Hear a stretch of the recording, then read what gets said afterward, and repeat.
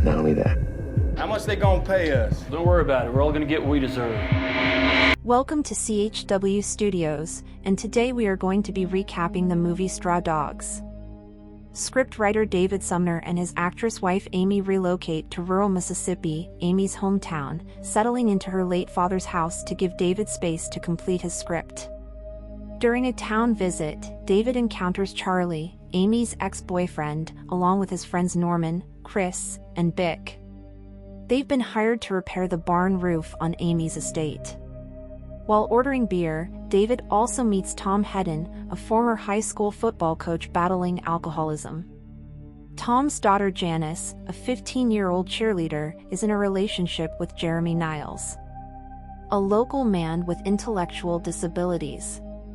Tom, troubled by misconceptions, perceives Jeremy as a threat to his daughter and mistreats him. The next morning, Charlie and his crew arrive to start work on the roof. Initially, their interactions with David are teasing, but escalate into harassment.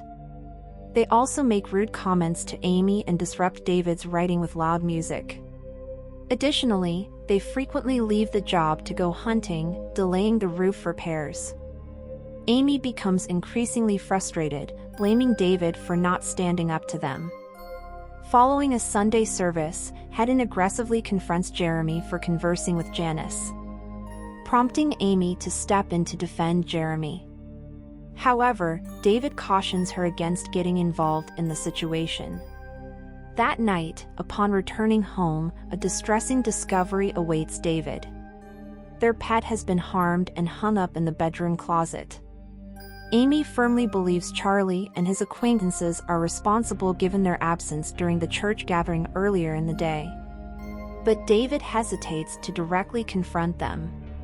When he eventually broaches the subject, the individuals vehemently deny any involvement in the disturbing incident. Charlie invites David for a trip. While David is away, Charlie returns home feeling convinced that Amy still desires him. He barges in, throws her onto the couch, and coerces her into an unwanted physical encounter, making disrespectful comments about her feelings.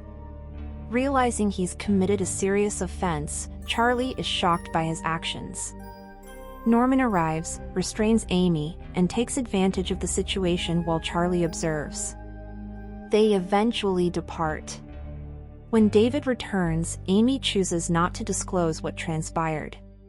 Instead, she urges David to distance himself from Charlie and his associates. David confronts Charlie the next day on the roof's poor progress. David agrees to pay the cost even though Charlie insists they've already paid for the supplies. At last, Charlie and his group head off. Feeling very proud of their 5,000 profit, Janice ushers Jeremy into an unoccupied locker room while David and Amy watch a local football game. When Hedden notices his daughter is missing, he starts looking for her. Hedden's calls interrupt Janice as she tries to convince Jeremy to help him in the locker room, fearful of being found out. When Jeremy tightly restrains Janice, he unintentionally contributes to her death. Jeremy leaves the school, shocked. Suspicions regarding Jeremy's involvement arise when Hedden comes home. Janice's abduction. Amy's mind is filled with disturbing recollections during the game and she asks David to take her home. She surprises David by saying she wants to go back to Los Angeles when they are traveling. Because of this distraction, David and Jeremy unintentionally collide on the road, fracturing Jeremy's arm. After hurrying Jeremy back to their house, Charlie and Norman, hearing the ambulance transmission on a police scanner, alert Hedden, call for an ambulance. They all gather at David and Amy's house. David is adamantly opposed to raising the stakes. David, a sense of urgency taking hold of him, tells Amy to take Jeremy upstairs so they can be safe. The sheriff shows up in an attempt to defuse the situation, but David won't open the door.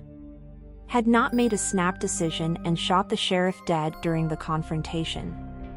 David realizes that they are in immediate danger. Not just Jeremy, but themselves, having seen the murder. When David and Amy realized how vulnerable they were, they strengthened their house and locked the doors. Subs in the aftermath. Amidst the shock and horror of the scene, Amy finds a sense of closure and solace in knowing that her assailants are no longer a threat. In the midst of approaching sirens, as he watches the barn engulfed in flames, David, amidst the chaos and aftermath of the intense conflict, utters with a mix of relief and resolution, "I got him all."